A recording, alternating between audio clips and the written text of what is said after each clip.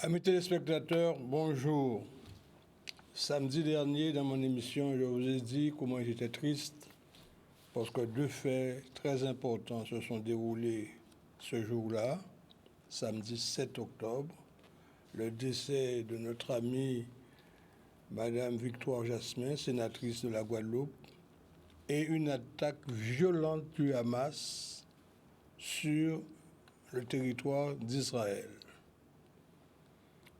Je vous avoue que ces deux événements ont perturbé mon week-end passé et même au début de semaine, j'étais très mal à la recherche des informations à droite à gauche. Comme vous savez, je suis très proche de l'ONU, donc j'étais obligé de me renseigner en particulier sur les sites de l'ONU de ce qu'on allait pouvoir proposer.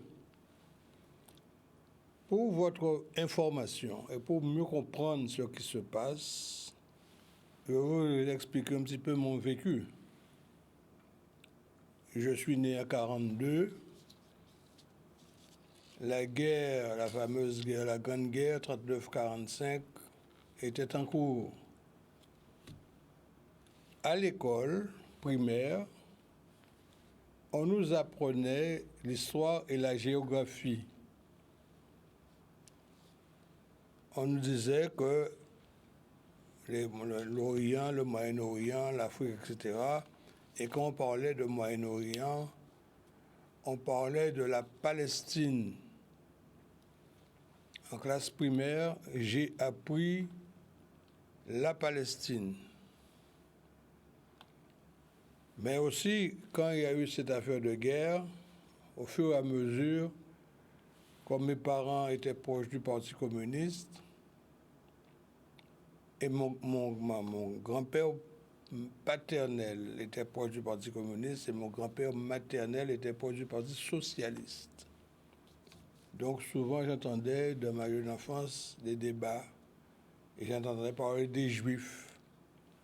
Quoique au niveau de l'éducation nationale, on parlait de Juifs, mais dans le cadre de la Palestine. Et c'est après la guerre que l'ONU a pris une décision importante pour permettre aux Juifs, qu'on qualifiait le plus souvent de Juifs errants, d'avoir un lieu pour s'installer. Ils étaient persécutés par les Allemands dans le cadre de l'Holocauste. Ils ont été dans les fours proclamatoires, on les a exterminés plus de 6 millions. Et j'ai rencontré un ami particulier qui restait très longtemps mon ami jusqu'à sa mort, Samuel Zoberman, qui lui et sa femme étaient internés à Dachau. Et j'ai vu leur tampon bleu sur les bois qui indiquait qu'ils étaient incarcérés à Dachau en attendant justement de passer dans les fours précomatoires. Heureusement pour eux, il y a eu la libération de ces pays occupés par les Allemands. Il y a eu l'armistice et tous ces gens-là ont pu reprendre la vie normale. Dans cette affaire, il y avait beaucoup de propos dans les journaux, etc. Et par curiosité, je lisais beaucoup de journaux. La Nouvelliste de Guadeloupe notamment, de la famille Lara, indiquait ce qui se passait dans une période internationale. Et voilà qu'un film est sorti, Exodus, qui parlait justement de la situation des Juifs, de leur persécution. Je suis allé voir ce film et j'ai fait le rapprochement entre ce que nous disaient de différents enseignants en classe élémentaire, notamment Richard Sucab, qui fut mon responsable en classe de fin d'études, et dont l'une des filles a épousé un juif, Goldman, selon ce que je sais. Eh bien, Richard, justement, nous disait tout le temps, oui, les Juifs ceci, les Juifs cela, ils ont été persécutés, ils ont vécu des martyrs, etc. Ce sont des martyrs, etc. Donc, tout s'est resté dans ma tête. Donc, le film en question qui a été projeté au cinéma Rex, je suis allé, il était en toute première ligne, premier rang, pour bien comprendre ce qui se passait. Et bien longtemps après, très longtemps après, je me suis procuré le livre Exodus. Si un Guadeloupéen veut savoir ce qui se passe réellement dans ces régions-là, je leur recommande d'acheter ce livre Exodus. Et la préface est faite par le général Sharon, qui était chef d'état-major et ministre de la Défense d'Israël. Là, dans ce livre-là, vous aurez toutes les réponses. Exodus et la naissance d'Israël. Voilà le titre du livre. Alors, bien entendu, tout est triste dans ce monde. J'étais dans le clergé, j'étais à l'église, je servais comme tous les jeunes de mon époque. Et nous apprenions les histoires de la Bible. La Judée, Jérusalem, on a tout appris à l'église. Et dans les prières, on sait où est né Jésus, on sait dans quelle étable il a pu prendre naissance. On connaît tout ça par la Bible et par l'instruction religieuse. Et progressivement, ben écoutez, avançant moi-même dans la vie, j'ai rencontré des Arabes en Guadeloupe. J'ai rencontré également des Juifs en Guadeloupe. J'ai rencontré des Chinois. Et tous ces gens-là m'ont permis de mieux comprendre les choses de la vie. Et je me souviens de Madame Debs, la maman d'Henri Debs, qui m'a dit un jour, « Alex, ton couvert est toujours réservé chez moi. » La maman d'Henri Debs qui m'a dit ça, hein, parce que je fréquentais très proche Henri Debs et ses sœurs, ces deux sœurs que je connaissais bien, c'est même trois sœurs, parce qu'il y a une qui avait épousé un Bastérien, j'étais pas très proche d'elle, mais les deux sœurs qui étaient à Pointe-à-Pitre, Raymonde et son autre sœur, étaient mes amis. Et le petit frère de Henri, Philippe, on se voyait souvent. Donc c'est pour vous dire que pour mieux comprendre ces histoires qui se déroulent sous nos yeux par la presse et la télévision interposées, nous nous faisons des idées. Mais il ne suffit pas d'avoir des idées, il faut aller au fond des choses et se renseigner pour mieux comprendre l'histoire. En Guadeloupe, je vous ai dit la famille Debs, mais j'aurais pu vous citer également Rizkala. Rizkala, mon ami, avec son épouse, mademoiselle Dormois. Madame Dormois qui est vivante. Rizkala est décédée, mais son épouse est vivante. Elle peut témoigner des relations très amicales que j'entretenais avec Rizkala. Et sur le plan de mes relations avec les représentants de la classe juive en Guadeloupe, je peux citer, entre autres, notre ami André Saada, que je considère comme un véritable frère, et qui a eu à obtenir mon soutien quand j'étais membre de la commission départementale de l'urbanisme commercial, et c'est mon vote qui a permis que la société BUT soit installée en Guadeloupe. J'étais représentant de l'UDAF, et c'est moi qui ai décidé, en toute indépendance, de faire voter pour le dossier BUT, ce qui a permis aux familles guadeloupéennes d'avoir des possibilités plus favorables pour obtenir du mobilier à des prix raisonnables. Alors, pour tout cela, pour vous dire que dans le monde dans lequel nous vivons, nous devons choisir nos amis. Nous devons surtout veiller à ce qu'il y ait un équilibre, et tout particulièrement ici en Guadeloupe. Vous savez qu'il y a un conflit entre la République dominicaine et Haïti. Le président dominicain avait décidé de fermer les frontières parce que les citoyens de Ouanaminthe en Haïti avaient décidé de poursuivre un projet de l'ancien président Jovenel Moïse de percer un canal sur la rivière Massac. Du côté de la République dominicaine, il y a déjà eu 11 percées de canaux pour alimenter la production agricole en République dominicaine. Et pour la première fois, un canal est en cours pour alimenter 3000 hectares de terres agricoles que le président Jovenel avait choisi pour faire de la production agricole en Haïti.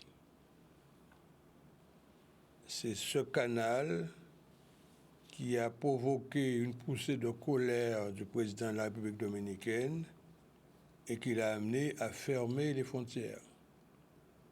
Fermer les frontières pour empêcher que les Haïtiens entrent en République dominicaine, mais a provoqué une exode des Haïtiens qui résidaient en République dominicaine pour les expulser vers Haïti. Ça a été abominable depuis environ 15 jours, 20 jours, mais les Haïtiens résistent, ils ont accepté de partir et on a constaté que la production agricole en République dominicaine n'est viable qu'avec l'apport des ouvriers haïtiens. Les propriétaires des exploitations commencent à se manifester contre les décisions du président de la République dominicaine et exigent maintenant qu'on puisse ouvrir les barrières pour que les produits puissent entrer en Haïti.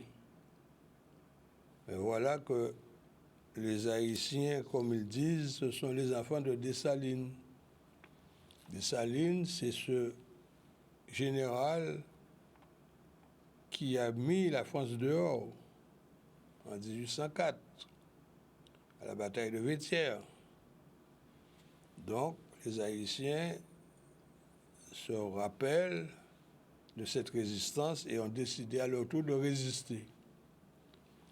Depuis 2 jours, le président dominicain a demandé que l'interdiction à la frontière soit suspendue pour permettre justement que la production agricole de la République dominicaine puisse être vendue en Haïti.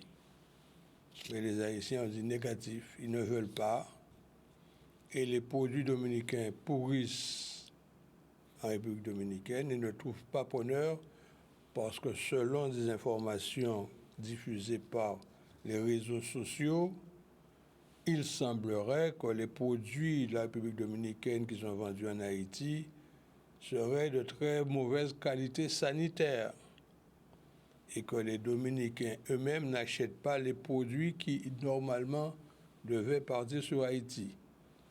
Alors il y a des montagnes de fruits et légumes qui pourrissent. Évidemment, ça crée beaucoup de problèmes financiers. Les dernières informations que j'ai obtenues indiquent qu'il y a plus de 240 millions de dollars de pertes pour la production dominicaine. Alors, c'est pourquoi je dis qu'il faut toujours rester calme dans ces problèmes-là.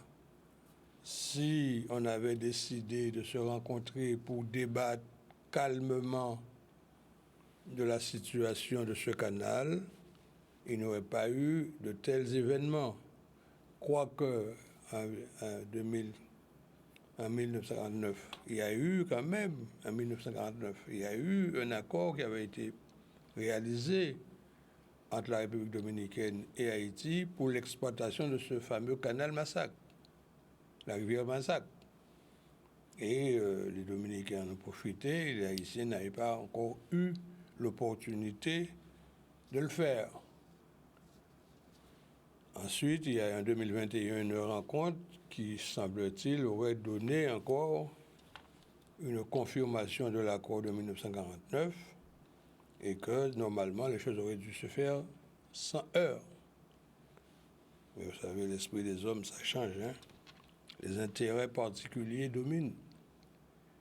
Et c'est ainsi que nous arrivons à cette perte d'argent inutile qui servirait bien sûr à faire autre chose que de brûler des sacs et des cartons de fruits et légumes.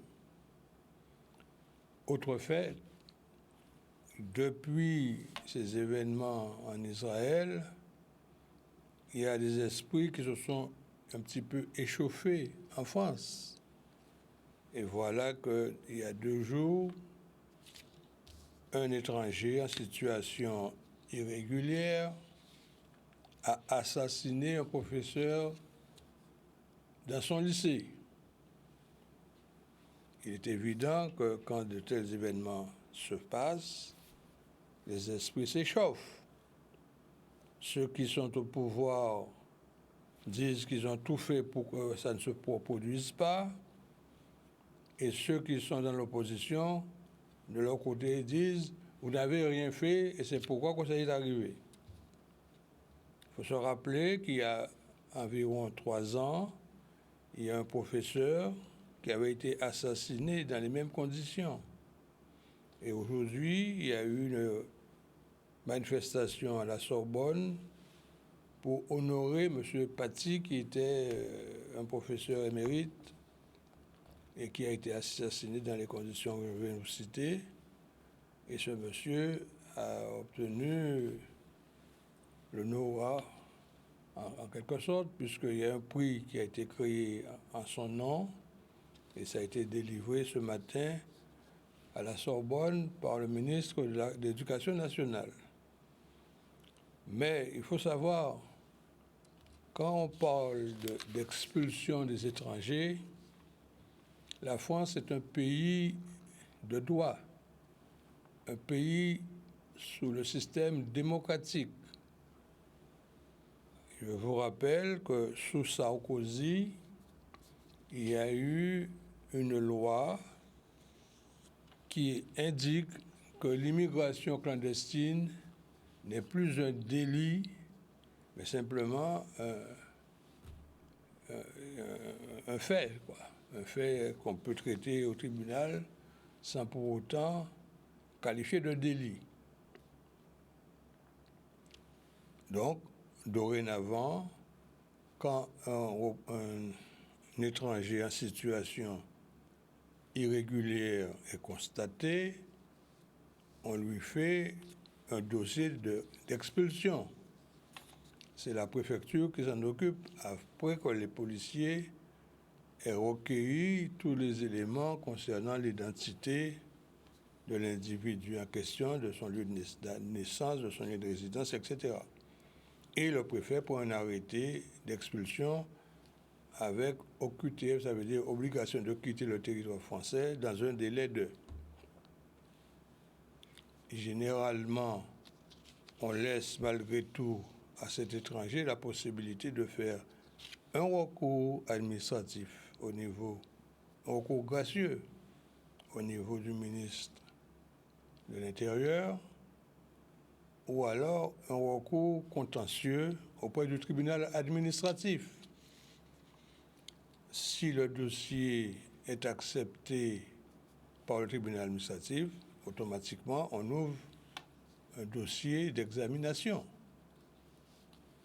Automatiquement, comme ça se fait pour tout procès, il y a des juges.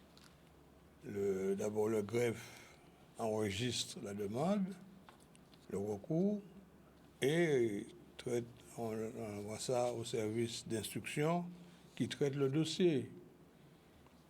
Si les textes indiquent que le délinquant,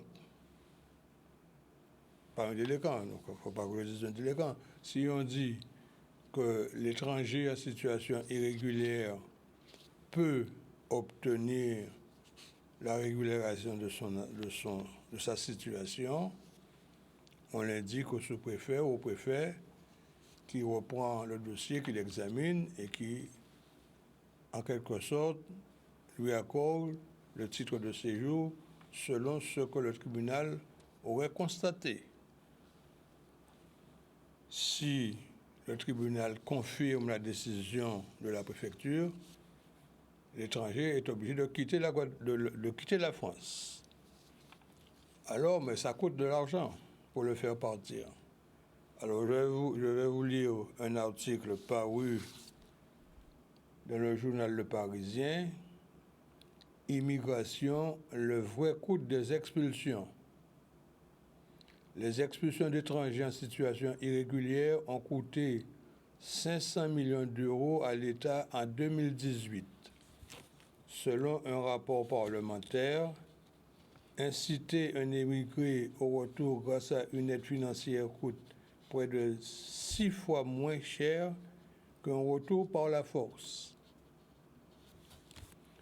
Le dossier est ultra sensible. La question des étrangers en situation irrégulière en France et surtout le coût de leur reconduite à la frontière peut rapidement enflammer les débats, d'autant que le nombre d'expulsions forcées n'a jamais été aussi élevé depuis 10 ans et leur coût pour les finances publiques a représenté la bagatelle d'un demi-milliard d'euros l'an dernier. De quoi aiguiser l'intérêt des députés en charge de la mission Asile, Immigration, Intégration, dont l'enveloppe globale annuelle pour l'État est de 1 milliard d'euros. Dans le cadre du printemps de l'évaluation, ces élus ont décidé de passer au peigne fin la politique d'expulsion, avec un double objectif: contrôler l'action du gouvernement et identifier les leviers d'économie. Alors vous voyez que la situation des étrangers coûte cher à la France. Si on les expulse, ça coûte 1 milliard. Alors, faut-il les régulariser? Je pourrais plaider pour une régularisation. Peut-être pas pour tout le monde, mais quand même faire un geste. Parce que si quelqu'un est régularisé, il peut avoir une autorisation de travail, il peut trouver un patron qui lui paye un salaire, mais le patron paye la sécurité sociale et lui-même, en tant que salarié, il a des charges à payer à la sécurité sociale. Donc on peut équilibrer les choses. N'allez pas dire, comme mon père a dit, de régulariser les étrangers. Hein. Il veut dire qu'on peut éventuellement envisager de régulariser un certain nombre d'étrangers qui pourraient répondre à des conditions à la fois légales et humanitaires. Vous savez très bien qu'Haïti, maintenant, rien ne va. Il n'y a pas de président, il n'y a pas de Sénat, il n'y a pas d'Assemblée nationale, il n'y a pas de député, il n'y a rien. Nous sommes dans le vide le plus total. Et pour couronner tout cela, une décision de l'ONU qui avait autorisé à ce que le Kenya puisse fournir des policiers pour encadrer la police haïtienne, eh bien le gouvernement du Kenya vient d'annuler toute disposition allant dans ce sens, en indiquant que les policiers kenyans ne sont pas suffisamment formés pour aller affronter les gangs qui existent en Haïti. Alors, que fait-on? Trouvons d'autres solutions. Et moi, comme d'habitude, je vous donne rendez-vous samedi prochain dans le cadre du Forum libéral pour en discuter avec vous Et je rappelle que quand Jacques Chirac était président de la République, il a tout fait pour régler le problème entre Israël et la Palestine, si bien que Yasser Arafat avait déclaré un jour que quand je veux faire quelque chose, je dois voir le docteur Chirac qui connaît exactement les médicaments adéquats pour régler ce problème. Bon week-end à vous tous, chers amis, et on se retrouve samedi prochain dans le cadre du Forum libéral.